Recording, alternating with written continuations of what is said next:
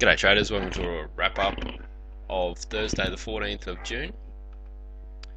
Just brought up the daily chart here and we're looking at this particular candle here. So you can see we're still sitting below this fairly significant resistance area at 1330. Like as of now we're pushing up to it, but at the start of this day here we're still sitting below it. So while we're sitting below there, we're going to be like between this range, really expecting buyers and sellers to come in, both sides. And I guess there's no real power on each side. It's just when we're approaching this area, just expect the market to get a little bit more volatile, or maybe bounce, push through it, but something to happen around that area. But while we're sitting off it, definitely going to get two-side action, and that's what happened today. So to start off with, we had this little bit of a push down. We had a bit of a sideways movement around here just before basically the end of this candle here. Really looked like we wanted to start breaking to the upside.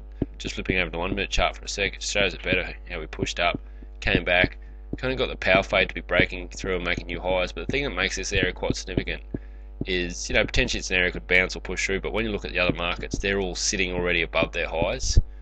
So they're kind of showing that that's the direction of the market. And then you've got this nice little setup where you've got a power fade entry, predictive average, everything crossing up.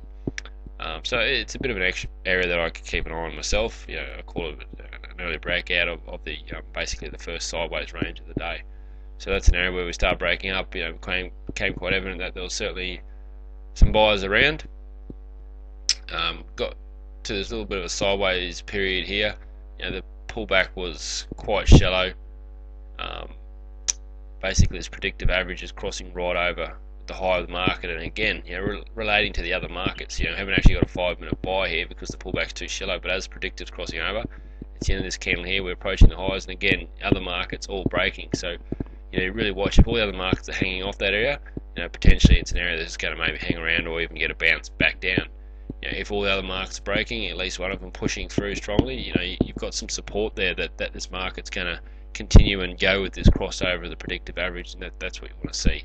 And that's how you utilise the other markets. So this area had it was definitely, the percentages were that it was going to continue through this high and push higher and continue this trend up, which is exactly what happened.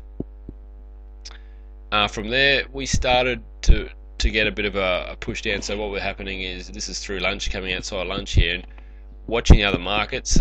Again, some of them were getting quite a decent push down. So when we started popping up in this area here, just really unsure as to how far we could potentially push high. You can see it hasn't got any real power. It has slightly broken the highs, so the buyers are still there. But certainly expecting the sellers are coming out at some stage. So I remember looking at the daily charts, it was definitely an area that, or day that we could have both sides of the market come in. So expecting some sort of sellers at some stage. Buyers really losing their power again. They started breaking down. It's this area here where the other markets push through this little swing low here. So that's becomes quite evident that sellers are definitely around. Then we've had a little bit of a shoulder form here, so it was actually a 5 minute buy coming here. It went about 6 or so ticks.